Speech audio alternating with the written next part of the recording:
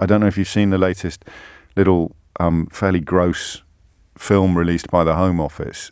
A lot of the problems that are on the horizon, whether they're caused by coronavirus, whether they're caused by Brexit, or whether they're caused by catastrophic political leadership at the moment, they're going to get worse unless we start, unless we stop fighting about stupid stuff.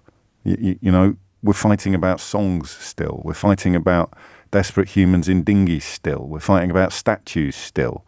We're fighting about grossly inappropriate appointments to the House of Lords. It's tempting sometimes to think that the government very, very deliberately keeps these flames burning, because when the flames go out, then the focus shifts inexorably and completely to their chaotic handling of coronavirus and their responsibility for making us the first country in the history of the world to impose economic sanctions on itself.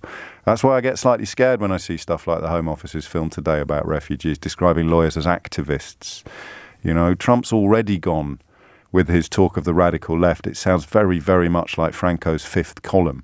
I told you that they'd moved from the enemy at the gates to the enemy within. I don't know whether you believed me, but history has taught us that if you achieve power by promising to protect people from things that don't really exist, in Trump's case, Mexicans, migrants, Muslims, if you achieve power by promising to protect people from a threat that doesn't really exist, you have to find a new threat quick. And the new threat is people who are American. Just as in this country, there is a sense that a lot of government policy is designed to upset a particular type of British person. People like me, if you will. People like you, perhaps. It's got nothing to do with meaningful change or with constructive policy making, and everything to do with what is increasingly being referred to as a culture war, which is largely just an old reworking of race debates.